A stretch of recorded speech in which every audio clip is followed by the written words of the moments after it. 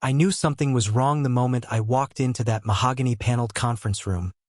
Too many stiff backs, too many eyes pretending not to see me. My pulse didn't spike. It shrank, cold and precise, as if my body already understood the betrayal before anyone spoke it aloud. My aunt sat at the head of the table like she owned the oxygen. "We already divided everything," she announced, not bothering to hide her satisfaction. "You weren't invited for a reason, as if I were a complication instead of blood." The lawyer paused mid-page, brow knitting. "That's interesting," he murmured. "Because her name," he tapped the embossed folder, "is the only one in the will." Chairs creaked. Someone swallowed too loudly, and smile thinned into something brittle. And I remembered, this wasn't the moment I learned I'd been betrayed.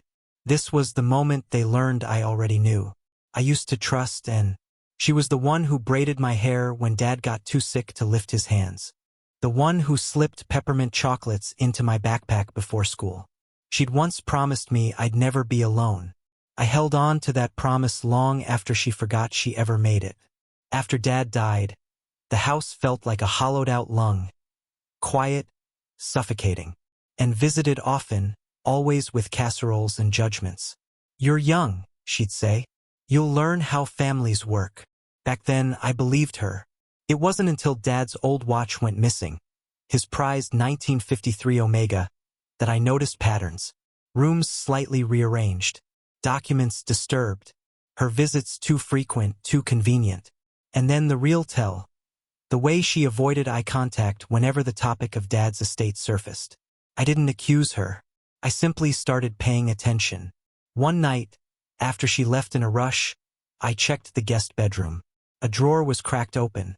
Not much, just barely, but Dad taught me that accidents rarely leave patterns. Intent does. Inside, beneath the sheets, sat a folder stamped with the law firm's insignia. She'd been going through Dad's paperwork. She had keys to the house. She didn't think I'd notice. But the real confirmation came weeks later when I overheard her on the phone. Her voice muffled, conspiratorial. "She'll sign whatever we give her. She always trusted me. It won't matter." My blood iced, but my expression never changed. I made tea. I walked past the doorway. I hummed like nothing inside me had cracked. "Trust me. People show their true faces when they think you're blind." I didn't react. Reaction gives power. I planned instead. First, I visited the lawyer privately. I asked for a full copy of the will. Not the summary and tried to feed me. The real thing. Dad had left everything to me. Not divided. Not conditional. Me. The lawyer looked surprised. I didn't seem shocked. "That doesn't overwhelm you?" he asked. "No," I said. "It clarifies things." Next came the financial trail. I requested statements, cross-checked transactions, traced anything that looked like her fingerprints. I found withdrawals, small at first, then bold. Money siphoned into an account with her initials. Quiet theft disguised as managing affairs. I didn't confront her. Not yet. Because people like and don't break from direct pressure. They crumble when the ground beneath them shifts without warning. So I waited. I gathered. I prepared. And I sent one final message to the lawyer. "Don't tell my aunt I know anything. Let her invite who she wants. Let her plan whatever she thinks she can pull off." He understood. Which brings us back to the conference room. The air thick, my relatives perched like vultures who'd fattened themselves on the certainty that I was powerless. And cleared her throat. "There must be a mistake," she told the lawyer. "The will clearly left the house to the family." He slid the document toward her. "This is the original. Unaltered." "And the bank accounts?" someone asked. "All in her name." He nodded toward me. "And only her name." A slow, creeping realization crawled across their faces. They hadn't just miscalculated. They'd underestimated.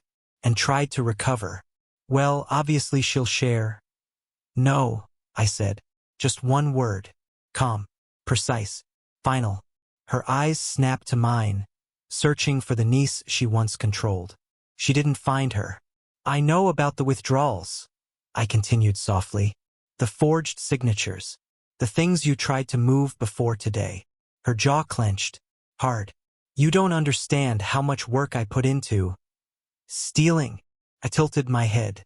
Yes, I understand perfectly. The lawyer shifted in his seat. I advised Ms. Harper, that she may pursue charges. The evidence is substantial. Anne's mask cracked, panic leaking through. You wouldn't do that to me. I wouldn't, I agreed. But you already did it to yourself. The room held its breath. I've frozen the accounts, I continued, and filed a complaint. Today's meeting is being recorded. Your attempt to divide my inheritance without me present. I'll let the authorities decide how forgiving they feel. Her face fell, aging 10 years in 10 seconds. It wasn't satisfaction I felt. Not really. It was release, the kind that comes from breathing clean air after months of poison. And whispered, "Why didn't you just confront me?" "Because you would have lied," I said. "And I wanted you to hear the truth in a room where you couldn't rewrite it." As the meeting ended, the others avoided my eyes, scattering like ashen wind, and remained seated, stunned, deflated. A once commanding woman now realizing she'd built her future on stolen ground. I didn't say goodbye. Goodbyes imply connection. Outside, the hallway smelled of old carpet and rain seeping through cracked windows. I exhaled for the first time in months. Justice isn't always loud. Sometimes it's the quiet reclaiming of what was already yours. Dad once told me, "Never let someone take from you with one hand while comforting you with the other." I finally understood. And as I left the building, watching the storm roll in behind me, I realized something simple, something sharp. Some people betray you only once, because once is all you ever let them get.